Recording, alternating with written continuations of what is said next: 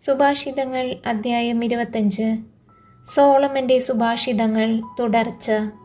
യൂദാ രാജാവായ ഹെസെക്കിയായുടെ ആളുകൾ പകർത്തിവെച്ച സോളമന്റെ സുഭാഷിതങ്ങളാണ് താഴെ പറയുന്നവയും. നിഗൂഢത ദൈവത്തിൻ്റെ മഹത്വമാണ്. രാജാക്കന്മാരുടെ മഹത്വമോ കാര്യങ്ങൾ ആരാഞ്ഞറിയുന്നതും. ആകാശങ്ങളുടെ ഉയരവും ഭൂമിയുടെ ആഴവും പോലെ രാജാക്കന്മാരുടെ മനസ്സും അമേയമാണ്. വെള്ളിയിൽ നിന്നും കീടം മാറ്റി കളഞ്ഞാൽ പണിക്കാരന് പാത്രനിർമ്മാണത്തിനുള്ള പദാർത്ഥമായി. രാജസന്നിധിയിൽ നിന്നും ദുഷ്ടന്മാരെ അകറ്റിക്കളയുമ്പോൾ സിംഹാസനം നീതിയിൽ ഉറച്ചു നിൽക്കും.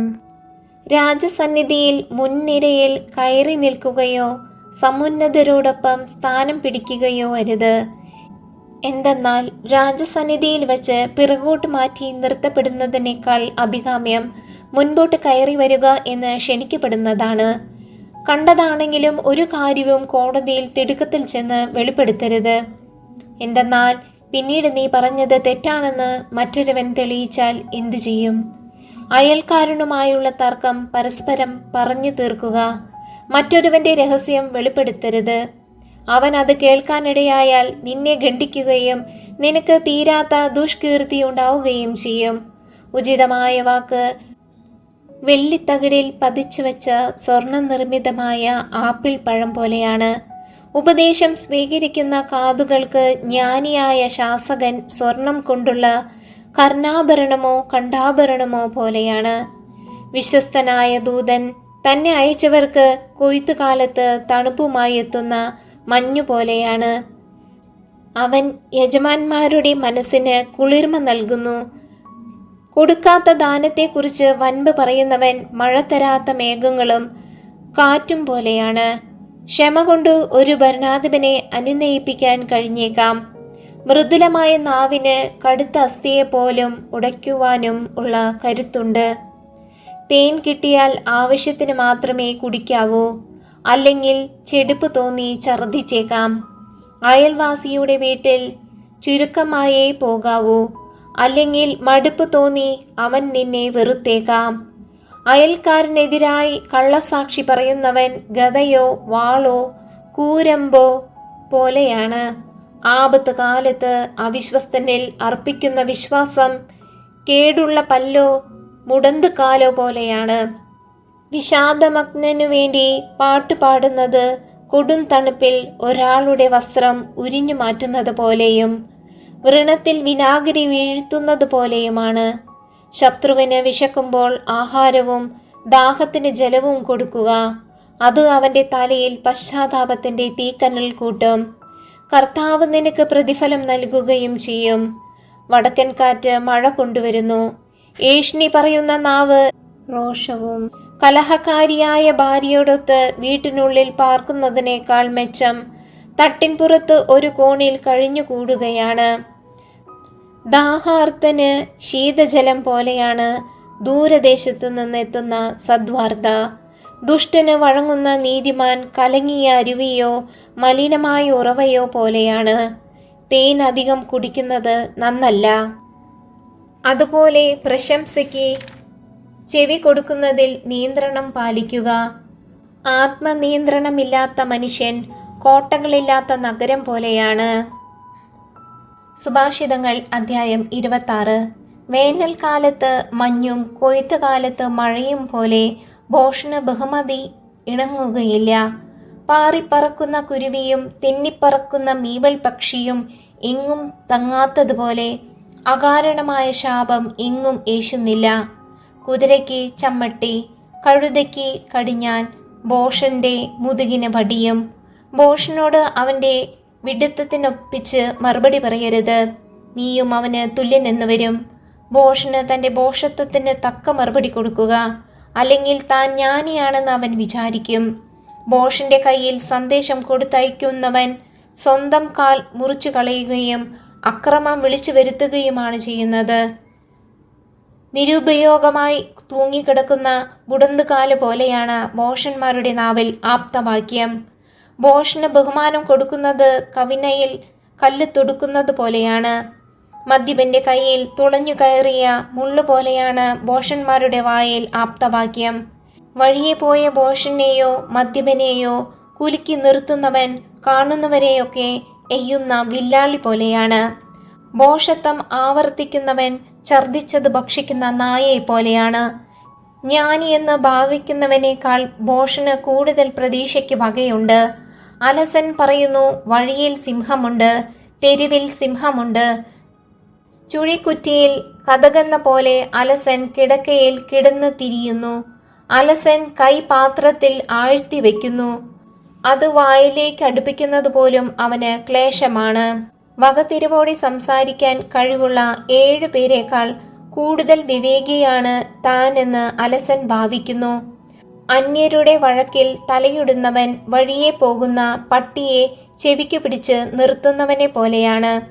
അയൽക്കാരനെ വഞ്ചിച്ചിട്ട് ഇതൊരു നേരമ്പോക്ക് മാത്രം എന്ന് പറയുന്നവൻ തീക്കൊള്ളിയും അമ്പുകളും മരണവും ചുഴറ്റിയെറിയുന്ന ഭ്രാന്തനെ പോലെയാണ്. വിറകില്ലെങ്കിൽ തീ കെട്ടടങ്ങുന്നു. ഏഷ്ണിക്കാരൻ ഇല്ലാത്തിടത്ത് കലഹം ശമിക്കുന്നു. കരി കനലിനെയും വിറക് അഗ്നിയെയും എന്ന പോലെ കലഹപ്രിയൻ ഷണ്ട ജ്വലിപ്പിക്കുന്നു. ഏഷ്ണിക്കാരൻ്റെ വാക്കുകൾ സ്വാദുള്ള അപ്പകഷ്ണങ്ങൾ പോലെയാണ്. അത് ഉള്ളിലേക്ക് ഇറങ്ങിച്ചെല്ലുന്നു. മലിനഹൃദയം മറച്ചു വയ്ക്കുന്ന മധുരവാക്കുകൾ മൺപാത്രത്തിൻ്റെ പുറത്തെ മിനുക്കുപണി പോലെയാണ്. മനസ്സിൽ വിദ്വേഷമുള്ളവൻ വാക്കുകൊണ്ട് സ്നേഹം നടിക്കുകയും ഹൃദയത്തിൽ വഞ്ചന പുലർത്തുകയും ചെയ്യുന്നു. അവൻ മധുരമായി സംസാരിക്കുമ്പോഴും അവനെ വിശ്വസിക്കരുത്. കാരണം അവൻ്റെ ഹൃദയത്തിൽ 7 മ്ലേച്ഛതയുണ്ട്. അവൻ വിദ്വേഷം കൗശലത്തിൽ മറച്ചുവെച്ചാലും അവൻ്റെ ദുഷ്ടത സംഘത്തിൽ വച്ച് വെളിപ്പെടും. താൻ കുഴിച്ച കുഴിയിൽ താൻ തന്നെ വീഴും. താൻ ഉരുട്ടുന്ന കല്ല് തൻ്റെ മേൽ തന്നെ വീഴും. കള്ളം പറയുന്നത് അതിന് ഇരയായവരെ വെറുക്കുകയാണ്. മുഖസ്തുതി പറയുന്ന നാവ് നാശം വരുത്തി വയ്ക്കുന്നു.